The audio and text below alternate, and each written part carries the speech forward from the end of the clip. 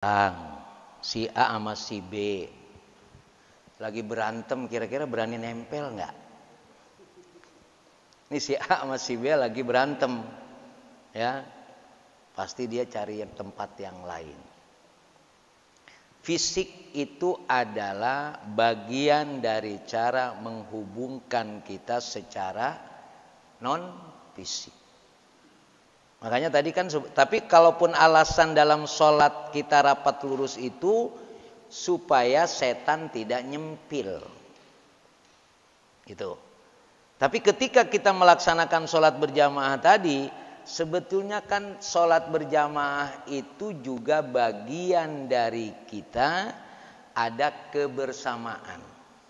Walaupun saya belum menyatakan itu. Orang salah satu sholat berjamaah kan begitu. Ada kebersamaan, ada saling kenal, gitu kan ya? Ya. Walaupun saya belum bisa membuktikan itu. Ternyata kalau sholat berjamaah belum. Yang ada itu justru taklimnya kayak begini nih. Habis taklim makan bareng-bareng. Itu baru ketemu tuh. Iya. Coba Bapak perhatikan orang sholat berjamaah kan. Assalamualaikum, assalamualaikum. Ada yang langsung kabur aja. Allahumma lantas jalan. Dan memang ketika kita sholat itu kan sebetulnya begitu Allahu Akbar, sudah tidak ada lagi yang kita pikirkan kecuali diri kita berhadapan dengan Allah. Udah super egois dari situ.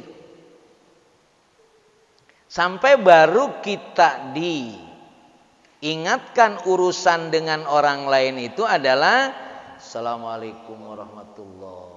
Assalamualaikum warahmatullahi. Pertanyaannya nih, ketika Bapak sholat di sebelah kanan, tahu nggak Bapak itu namanya siapa?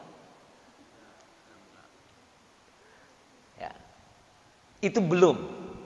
Saya merasakan itu justru kita tahu namanya itu setelah ngadakan taklim seperti ini, lalu kita makan bareng-bareng, ngobrol bareng-bareng, baru ketahuan tuh namanya Pak. Walaupun sebetulnya hikmah jamaah itu, cuma kita belum nyampe ke situ.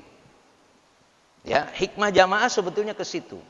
Ada sentuhan. Makanya kalau ada yang berpendapat habis sholat itu salaman bid'ah, ya wallahu alam. Ya kita mau kenal kan minimal artinya belum nyambung, fisiknya nyambung dulu kira-kira gitu ya. Ya. Itu juga bagian. Cuma ada yang berpendapat, kan ada orang ya, maaf, habis salat dia nggak mau diajak salaman itu. Bahkan langsung Assalamualaikum, Assalamualaikum, langsung bangun. Padahal Pak, kalau Bapak sholat itu jangan bergerak dulu. Kecuali kapan kita boleh bergerak? Selesai Allahumma antas salam wa minkas salam wa ilaika ya'udus salam fahayna rabbana bisalam wa adkhilnal jannata darussalam tabarok tarabunti adal jalali wal ikram. Baru di situ boleh bergerak. Makanya imam ya, ketika dia meminta astagfirullahaladzim sampai terus begitu Allahumma antas salam sampai akhir, baru dia geser. Ya, dari sana kan tadinya ngadep sana, bisa bergeser begini, bisa bergeser ke makmum. Itu sunnahnya begitu. Makanya jangan, kan ada orang Assalamualaikum, Assalamualaikum, jeng aja bangun. Tenang dulu, tenang. Astagfirullahaladzim, la ilaha illallah. Tadi Allahumma antas salam, baru cari posisi. Gitu. Ya. Makanya memang ada yang mengatakan nggak ada tuh perintahnya suruh salaman. Memang dalilnya nggak ada Pak. Habis sholat itu zikir seperti itu, sunnahnya tadi Allahumma antas salam, baru kita geser. Kecuali memang kaki Bapak udah nggak tahan, sakit tuh lain lagi. Jadi dari duduk tahiyat akhir tadi, baru Bapak berubah setelah Allahumma antas salam sampai akhir, baru berubah posisi duduknya. Artinya dari itu mungkin sila atau yang lain. Kalau imam posisinya dari menghadap kiblat, bisa jadi dia menghadap ke kanan seperti ini atau menghadap ke makmum. Itu ya, nanti cari hikmahnya. Tapi yang jelas hikmah kita sholat berjamaah belum sampai pada tingkat yang sebenarnya. Justru saya mendapatkan setelah berjamaah lalu taklim, nah baru itu. Ya, Apalagi yang ngisep, wah itu lebih seru lagi tuh, lebih akrab lagi tuh. Ya. Iya, lebih akrab lagi tuh baru dari mana ketemu. Wah, ketemu dah itu lebih canggih lagi dah tuh. Ya. Itu dari mana? Bukan habis sholat, habis ta'lim. Makanya di Masjid Nabawi itu ada daerah ahli hisab. Jadi kalau udah kumpul dia itu lebih akrab itu. Tapi saya nggak nyuruh ngisap ya, nggak, cuma situasinya aja. Kemudian kaitannya bahwa adzan yang saya jelaskan tadi adalah bagian daripada peringatan Allah untuk sholat. Tapi adzan tidak hanya untuk itu.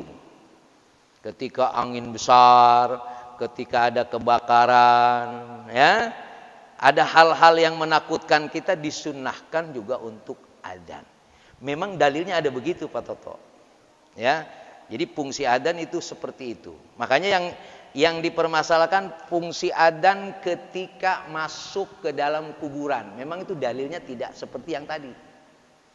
Kalau bayi lahir kan diadzankan di sebelah kanan, dikomatkan di sebelah kiri. Ada riwayatnya. Termasuk tadi kebakaran dan lain sebagainya. Nah, makanya ketika jenazah masuk ke dalam kuburan, memang riwayatnya tidak seperti itu. Makanya kan ada yang khilaf. Ya, terlepas itu berbeda pendapat, tapi tetap kan ketika masuk jenazah ke kuburan diadzanin. Yang meninggal dengar nggak Pak? Allahu Akbar, Allahu Akbar. Yang dikubur dengar nggak? Dengar. Di situ muncul penyesalan. Kalau boleh dia bangun tuh masjid dia. Ya. Dia tidak bangun karena sudah mati, tapi dia sebetulnya mau bangun. Kayak kita, makanya kalau adzan diam aja berarti kita kayak orang mati. Lu diam aja kan lu masih hidup. Nah, orang yang mati tuh ketika dengar suara adzan mau dia bangun. Mau dia bangun. Cuma udah nggak bisa lagi. Disitulah penyesalan. Ngapa dulu gua kalau dengar adzan diem aja. Nah, kalau itu memang ada khilaf ya. Tapi kalau yang lain memang itu ada riwayatnya Pak Toto ya. Jadi fungsi adzan di samping memang adalah untuk sholat, ada riwayat lain yang menjelaskan seperti yang tadi dicontohkan. Begitu?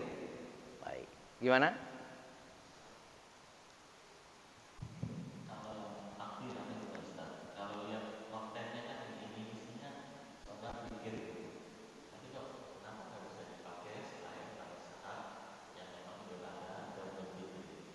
Oh, ya, ya kalau ibadah memang begitu, karena tidak ada perintahnya, maka kita tidak melakukan. Kan ketika Idul Fitri, Idul Adha nggak ada adzan ya, nggak ada adzan kan? Memang tidak ada contoh, tidak ada riwayatnya, karena itu posisinya adalah ibadah.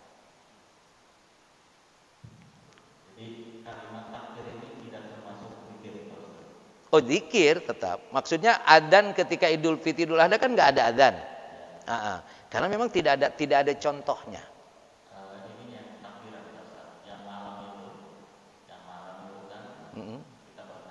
Ya.